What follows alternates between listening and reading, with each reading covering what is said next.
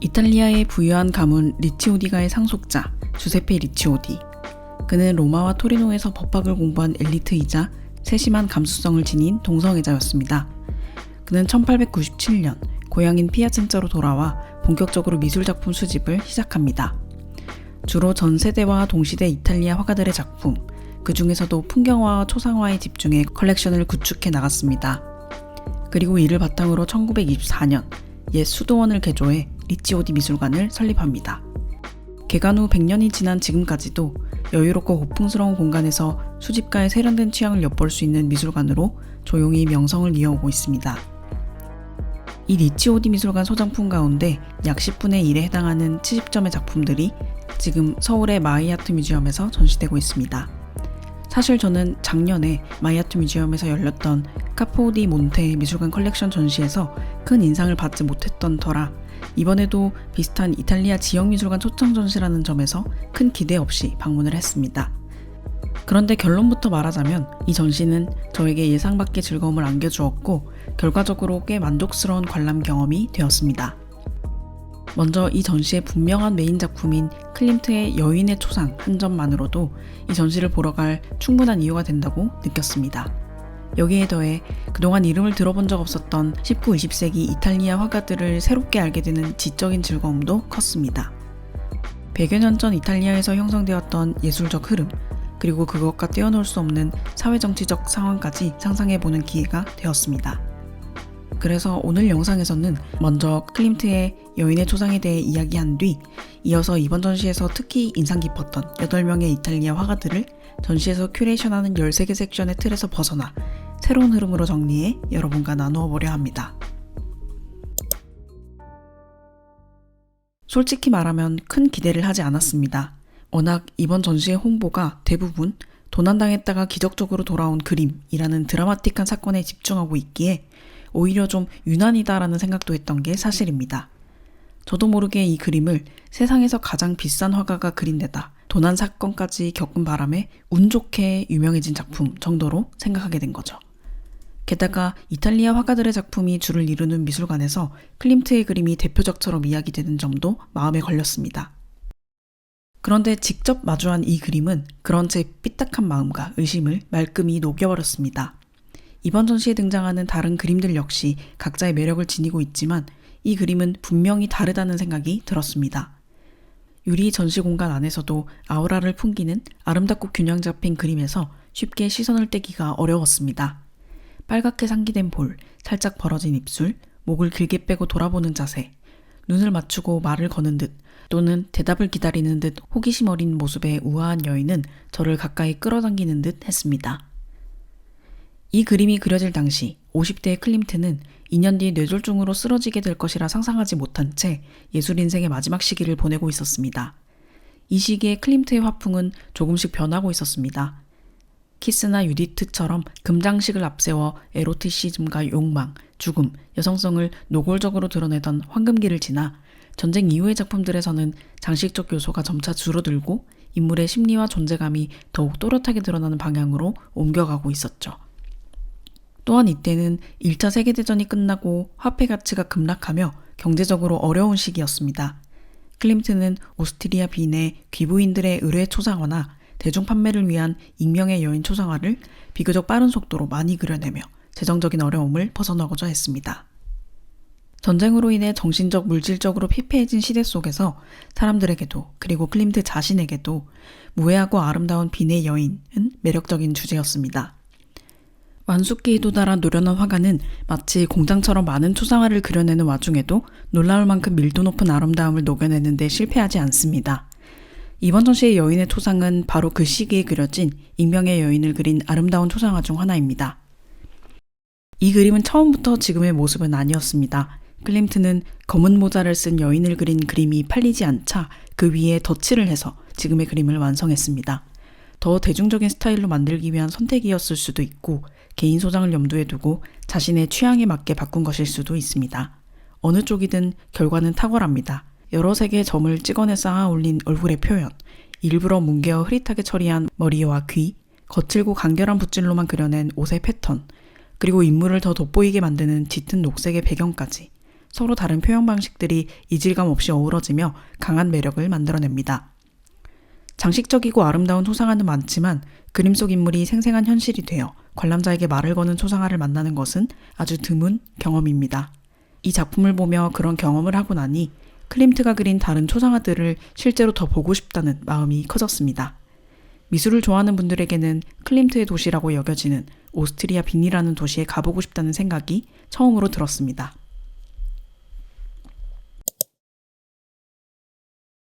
텔레마코 시뇨리니, 빛의 얼룩 마키아이올리. 1850년대 피렌체의 카페 미켈란젤로. 몇몇 젊은 이탈리아 화가들이 모여 앉아 열정적으로 이야기를 나눕니다. 주세페 가리발리의 이탈리아 통일운동, 즉 리소르지멘토를 지지하던 이들은 예술이 사회와 정치에 대해 발언할 수 있어야 한다고 생각했습니다. 또한 아카데미가 가르치던 낡은 관습에서 벗어나 이탈리아 미술에 새로운 활력을 불어넣고 싶다는 열망을 공유했습니다. 이들이 가장 먼저 실천한 것은 작업실을 떠나 야외로 나가 계절의 변화, 자연의 빛과 색을 직접 관찰하며 붓을 드는 것이었습니다. 텔레마코 시뇨리니는 바로 이 카페 미켈란젤로에 모이던 멤버 중 한 명이었습니다.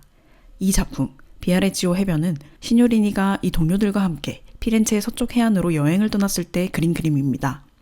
단순하고 대담한 구도로 그려진 이 해안 풍경은 확실히 기존의 아카데미 그림들과는 거리가 멉니다. 시뇨리니는 이 그림에서 형태들을 명확하고 세밀하게 묘사하기보다 색의 덩어리, 다시 말해 빛이 만들어내는 얼룩으로 거칠게 묘사합니다. 풍경과 인물은 빛 속에서 순간 포착된 인상처럼 존재합니다. 당시 신문과 평단의 반응은 냉소적이었습니다. 시뇨리니와 동료들이 그린 해안 풍경을 두고 마키아, 얼룩에 불과하다고 비난했습니다. 카페 미켈란젤로의 화가 그룹은 결국 마키아이올리라는 이름으로 불리게 됩니다. 야외에서 빛과 자연을 포착했던 마키아이올리는 비슷한 접근 방식의 프랑스 인상주의보다 무려 15년이나 앞섰습니다. 이들의 과감한 시도는 19세기 이탈리아 미술이 모더니즘으로 넘어가는 중요한 징검다리가 되어주었습니다. 그런데 지역적 정치적 맥락 안에 머무른 탓에 인상주의처럼 하나의 국제적인 흐름으로 확장되지는 못했다는 한계도 있었습니다. 이번 전시에서 보다 세밀한 아카데미적인 풍경화들과 이 그림이 얼마나 다른지 한번 유심히 비교해 보셔도 좋겠습니다. 스테파노 브루치, 피아첸차의 자연. 리치오디는 이탈리아 북부, 에밀리아 로마냐와 롬바르디아 지역 화가들의 작품들을 수집해 자신의 고향 피아첸차와 그 주변 자연을 컬렉션 안에 확고히 자리 잡게 합니다. 이번 전시에는 그 화가들이 이탈리아 아펜니노 산맥 속으로 들어가 자연을 담아낸 풍경화들이 여러 점 포함되어 있습니다. 이상화되지 않은 있는 그대로의 자연을 바라보려는 태도, 시각적 민주주의라 불릴 만큼 솔직한 시선이 이들의 공통된 특징이었습니다. 이들은 마키아이올리와도 교류하며 풍경을 바라보는 새로운 방법을 공유했습니다. 그 중에서도 스테파노 브루치는 피아첸차 지방에서 태어나고 그림을 배우고 다시 그곳에 머물며 시골 풍경을 평생에 걸쳐 그린 말 그대로 피아첸차의 화가였습니다. 그는 피아첸차 남단 누레 계곡에 머물며 산중의 일상을 다큐멘터리처럼 정밀하게 기록했습니다. 브루치의 풍경은 낭만적으로 이상화된 자연이 아니라 자연과 인간이 공존하는 생생한 삶의 장면입니다. 관찰은 정확하고 현실적이지만 그 시선에는 분명한 따뜻함이 묻어납니다. 리치오디 미술관은 일찍이 브루치의 작품을 위해 별도의 전시실을 마련할 정도로 이 화가를 매우 중요하게 조명하고 있는데 이번 전시에도 그의 작품 여러 점이 포함되어 있습니다. 특히 저는 롱콜로의 집 근처를 그린 이 작품이 유독 눈에 들어왔습니다. 그림 앞에 서 있으니 작은 크기임에도 불구하고 정말 그 풍경 앞에 서 있는 듯한 느낌이 들었습니다. 앞쪽의 오리떼들의 움직임을 구경하다 보니 저 멀리 채도는 낮지만 또렷한 산맥이 마치 커튼 뒤에서 갑자기 모습을 드러내듯 시야 안으로 들어옵니다. 안토니노 레토, 남쪽 바다의 빛. 이탈리아를 이야기할 때 늘 염두에 둬야 할 사실이 있습니다. 남북으로 길게 뻗은 이 나라는 지역 간 차이가 아주 크다는 점입니다. 북부, 중부, 남부는 자연도, 생활 방식도, 사고 방식도 다르고 풍경의 가장 중요한 요소인 빛의 성질마저 완전히 다릅니다. 안토니노 레토가 나폴리 인근 이스키아 섬, 라코 아메노의 해변을 그린 이 작품은 이번 전시에 등장하는 다른 바다 풍경, 리구리아, 토스카나, 베네치아의 바다와는 분명히 다른 인상을 줍니다.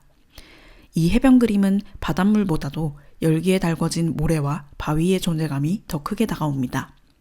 숨을 곳 없이 내리쬐는 강렬한 햇빛이 해변에 앉아있는 사람들의 살갗을 태우고 건조한 공기 속은 파도 소리만이 채우고 있습니다. 작은 붓질로 노란색 물감들을 올려 표현한 바위의 사실적인 모습이 인상적입니다. 안토니노 레토는 시칠리아에서 태어나 팔레르모, 나폴리, 로마와 피렌체, 그리고 파리까지 다양한 곳에 머물며 풍경 그림을 그렸습니다. 그는 피렌체 마키아에올리와 파리에서 접한 인상주의의 영향을 흡수해 밝고 가벼운 색채를 중심으로 한 자신만의 화풍을 발전시켰습니다. 특히 나폴리와 이스키아 섬, 카프리에 머물며 그린 해안 풍경들은 19세기 나폴리를 중심으로 활동한 포실리포 학파를 떠올리게 합니다. 포실리포 학파는 클로드 로랭의 고전적 풍경 구도를 바탕으로 이탈리아 남부 특유의 강렬한 햇빛에 바랜 듯한 색감과 바다 냄새가 배어있는 연안의 일상을 즐겨 그리던 화가들이었습니다. 레토는 여기에 근대적인 색채 감각을 더해 남부 이탈리아의 빛과 공기를 한층 생생하게 전달합니다. 모세 비앙키, 헝클어진 머리, 스카필리아투라. 1860년대 밀라노에는 전통적인 사고방식에 대한 반항으로 뭉친 보헤미안 집단이 등장합니다. 이들은 당시 이탈리아 예술이 지나치게 고전적이고 점잖기만 하다고 비판하면서 반부르주아, 반아카데미를 외쳤습니다. 프랑스와 독일의 앞선 음악과 문학에서 영감을 받아야 한다고 주장하며 보들레르 같은 프랑스 상징주의 시인들, 독일 낭만주의 예술가들을 높이 평가했습니다.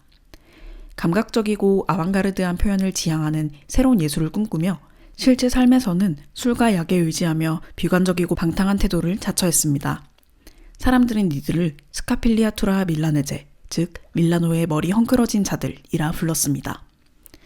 이 시기 밀라노에 머물렀던 모세 비앙키는 이 집단의 핵심 인물은 아니었지만 분명 그 영향권 안에 있던 화가였습니다. 특히 이 작품, 목초지에서 돌아오는 길을 보면 그의 관심이 균형 잡힌 구도와 세밀한 묘사로 풍경을 재현하는 아카데미 화풍보다는 스카필리아투라 특유의 불안한 감수성과 더 가까이 닿아 있음을 느낄 수 있습니다. 비앙키는 이 그림에서 산속에서 하루 일을 마친 농민들이 마을로 돌아가는 순간의 인상과 분위기를 포착하는 데 집중합니다. 구름과 산, 목초지의 레이어가 밀도 높게 압축되어 있어 쏟아져 내리앉고 있는 어둠보다 앞서 하산해야 하는 상황에 긴장감을 더합니다. 화면 아래쪽에 배치된 염소들은 세부 묘사를 과감히 생략한 채 프레임 아래에 바짝 붙어 있어 장면의 속도감과 불안정함을 더합니다. 마치 헝클어진 머리처럼 질서에서 벗어난 구성으로 그려진 이 그림은 일상적이고 목가적인 장면을 담고 있으면서도 어딘가 거칠고 불안한 기운을 풍깁니다. 라파엘레 데 그라다, 노베젠토, 이탈리아. 1920년대 무솔리니의 연인이었던 마르게리타 사르파티는 화가들을 모아 파시즘 체제에 걸맞는 새로운 미술 언어를 만들고자 했습니다. 미래주의와 같은 급진적인 실험을 거부하고 고전적 질서와 형식을 적용한 그림들을 통해 국가적 미학을 부활시키려는 시도였습니다. 이 미학은 노베첸토 이탈리아라고 이름 붙여졌는데 이탈리아 미술의 황금기로 여겨졌던 15, 16세기, 즉 콰트로첸토와 칭케첸토를 의도적으로 떠올리게 합니다. 화가 라파엘레 데 그라다는 처음에는 이 노베첸토 이탈리아 운동에 동참했습니다. 엄격하고 안정된 구조 속에서 이탈리아 고전 전통으로의 회귀를 보여주는 작품들을 선보였죠. 그러나 무솔리니 정권의 정치적 억압이 점점 심화되자 그는 파시스트당 가입을 거부하며 점차 반대 노선을 걷게 됩니다. 1931년 몬차 예술학교 교수로 임명된 뒤에는 밀라노의 스튜디오를 열어 예술가들이 교류하고 토론하는 중심지를 만들었습니다. 이 공간은 파시스트 문화 정통주의에 저항하는 예술적 대화를 촉진했고 결과적으로 정권이 장려하던 고전주의 미학과도 거리를 두게 됩니다. 결국 그는 교수직에서 해임되었고 파시스트 정권에 의해 여러 번 체포되기까지 합니다. 이 작품은 그가 정권과 노선을 달리하게 된 이후 밀라노와 코모 호수 사이에 위치한 브리안차 지역을 중심으로 풍경을 꾸준히 탐구하던 시기에 그려졌습니다. 세잔의 영향을 받아 일상적인 모티브의 시적인 깊이와 기하학적 조화를 불어넣는 그의 능력이 잘 드러나는 작품입니다. 인기척이 거의 느껴지지 않는 시골 마을, 작은 물길이 흐르고 반들반들 다른 작은 다리가 놓여 있으며 집들은 물가에 바짝 붙어 있습니다. 바람 한 점 없는 어두운 날, 물 위에 집들의 모습이 투명하게 비치는 차분하고 고요한 순간을 포착한 그림입니다. 라파엘레 데 그라다의 풍경화에서 질서와 안정은 더 이상 노베첸토 이탈리아가 표방했던 국가적 미학이 아니라 서정적인 풍경을 표현하는 화가의 개성으로 변모합니다. 꿋꿋하게 그리고 부지런히 붓을 들어 이념이 충돌하던 혼란의 시대를 걸어나간 그는 전후 이탈리아에서 풍경화와 모더니즘이 꼽히는데 중요한 역할을 한 화가로 남게 됩니다. 주세페 솔랭기, 롬바르디아 도시의 습기. 이탈리아 통일 이후 산업화와 근대화가 본격화되면서 도시의 얼굴은 빠르게 바뀌기 시작합니다. 넓은 대로가 깔리고 공장들이 지어졌으며 노동자들이 모여들어 집단 거주지를 형성했습니다. 도시는 하루가 다르게 확장하며 끊임없이 변화하는 유기체가 됩니다. 주세페 솔랭기는 이런 산업발전의 중심지였던 활기찬 도시 밀라노에서 태어나고 자란 화가입니다. 브레라 아카데미에서 정통적인 미술 교육을 받은 그는 새롭게 떠오르던 미래주의나 급진적 모더니즘과는 거리를 두고 전통적인 재현 방식을 고수합니다. 직접 관찰에 기반한 사실적이고 세밀한 묘사로 도시 풍경화, 즉 베두타를 주로 그렸습니다. 뼛속까지 도시 사람이었던 그는 햇살 가득한 전원 풍경보다는 밀라노나 베네치아 같은 도시의 풍경을 선호했습니다. 발전과 긴장, 희망과 불안이 동시에 교차하는 근대의 도시 풍경을 많이 남기게 됩니다. 이번 전시에서 볼 수 있는 솔랭기의 이 작품은 눈이 내린 뒤의 밀라노의 모습을 세 장면으로 나눠 그린 작은 연작입니다. 두오모 광장, 중심가 거리, 정원 근처의 도로, 만화의 컷을 따라가듯 마차가 지나가는 길을 따라 시선을 옮기게 됩니다. 동화처럼 하얗게 쏟아지던 눈이 그치고 언제 그랬냐는 듯 새침하게 현실로 돌아온 도시의 분주한 모습이 사실적으로 묘사됩니다. 아직 해가 돌아오지 않은 어둑한 한낮, 질척해진 눈길을 달리는 마차들 사이로 겨울날 밀라노의 분위기가 생생하게 전해집니다. 솔랭기는 습기의 화가라고 불릴 만큼 롬바르디아의 운하와 석호 지역의 축축한 공기를 집요하게 포착해왔습니다. 안개와 비, 눈으로 한 겹 덮인 도시, 질척이고 눅눅한 풍경은 급격히 변화하는 근대 도시의 무뚝뚝하고 냉정한 표정을 드러내는 도시에 이 모든 변화가 결국 인간의 의지로 완전히 통제할 수 없는 자연과 날씨, 하늘 아래에서 이루어지고 있음을 상기시킵니다. 알프레도 프로티 여성 초상화. 노을빛이 겨우 스며드는 어두운 방 안에 한 소녀가 홀로 앉아 있습니다. 몸을 꼬고 손으로 스타킹의 프릴을 만지작거리는 모습은 어딘가 불안하고 괴로워 보입니다. 성인이 되기 직전쯤으로 보이는 이 소녀는 어쩌면 처음으로 가슴 아픈 시련을 겪었을지도 모릅니다. 혹은 가족을 떠나보낸 순간일 수도 있고 특별한 이유 없이 갑자기 삶이 버겁게 느껴지는 순간일지도 모르겠습니다. 알프레도 프로티가 붙인 이 그림의 제목은 The First Tear, 첫 번째 눈물. 정확한 사연은 알 수 없지만 이 시기의 소녀들에게 종종 찾아오곤 하는 불안과 아픔의 감정이 담겨 있습니다. 흥미로운 것은 같은 공간에 걸린 다른 그림들과의 대비입니다. 이 그림 주변은 자코모 그로소의 유역적인 여인들, 그리고 카를로 시비에로와 에르네스토 자코비가 그린 성숙한 여성들이 둘러싸고 있었습니다. 특히 이 그림의 바로 맞은편에 걸린 자코비의 여성 초상은 프로티의 소녀와 거의 같은 포즈를 취하고 있는데 얼굴에서는 묘한 자신감과 안정감이 느껴집니다. 마치 알프레도 프로티의 그림 속 불안한 소녀가 무사히 삶의 단계들을 지나 지혜와 평온을 얻게 된다면 이런 모습이 될 것이라고 말하는 듯한 배치입니다. 그런데 정말로 시간이 여자의 마음속 무언가를 바꾸어 놓는다고 생각하시나요? 어쩌면 이 불안한 소녀와 저 성숙한 여인 사이에는 우리가 생각하는 만큼 큰 차이가 없을지도 모릅니다. 더 잘 숨기고 더 잘 꾸미는 법을 배우게 되었을지는 몰라도 마음속 어딘가에는 첫 번째 눈물을 흘리던 순간의 감정이 여전히 남아있을지도 모릅니다. 카를로 도나티, 이탈리아 카톨릭. 할머니, 어머니, 딸. 세 세대의 여성이 나란히 어디론가 향하고 있습니다. 붉은 빛이 은은하게 비추는 실내로 들어가는 순간처럼 보입니다. 복장으로 보아 성당 안으로 들어가고 있거나 촛불 앞에서 의식을 치르기 위해 차례를 기다리는 장면처럼 보입니다. 가장 어린 소녀는 품속에 새를 소중히 안고 있습니다. 순수함과 연민, 희망이 느껴집니다. 그 앞에 어머니는 눈을 살짝 내리깐 채 서 있습니다. 얼굴에는 자신감과 회의가 반씩 섞인 듯한 표정이 스쳐갑니다. 어떤 다른 복잡한 생각에 잠겨있는 것 같아 보이기도 합니다.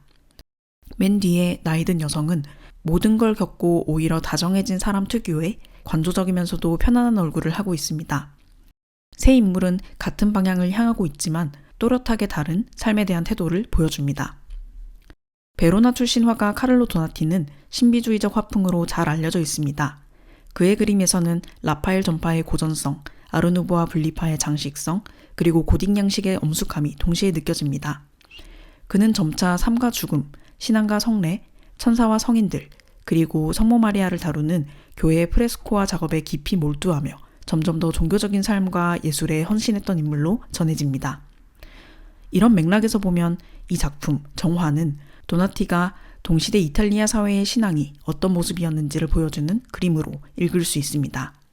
그리고 그 신앙의 모습은 극적인 고백이나 계시의 순간이 아니라 일상 속에 자연스럽게 스며들어 있습니다. 인구의 약 80%가 가톨릭 신자로 정체화하는 이탈리아에서 신앙은 개인의 선택이라기보다 사회 전체가 공유하는 생활 방식이나 언어에 가깝습니다. 교회를 찾고 기도를 하는 일은 특별한 결단이라기보다 물로 손을 씻는 것처럼 몸에 밴 생활 습관이 됩니다. 태어나고 자라고 아이를 낳고 늙어가는 삶의 과정은 자연스럽게 신앙의 언어와 의례 안에서 이어집니다.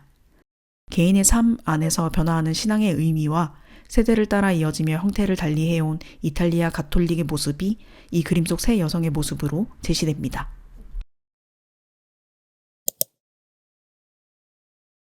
여러분은 아마 클림트의 여인의 초상이라는 강력한 스토리에 매료되어 이 전시 속으로 들어가게 되실 겁니다. 이 그림에 얽힌 드라마틱한 이야기의 더 자세한 내막을 알게 되고 기대했던 만큼 아름답고도 묘한 아우라를 지닌 초상화를 앞에 두고 한참을 들여다보는 시간을 자연스럽게 갖게 될 겁니다. 그리고 어느 순간 19, 20세기 이탈리아 미술씬 속으로 깊이 빠져드는 경험을 하게 되실 겁니다. 이탈리아 북부 지역 한 수집가의 시선을 따라가며 당시 화가들이 개인으로 또 그룹으로 움직이며 각자의 작품 세계를 펼쳐나가던 모습을 상상하게 됩니다.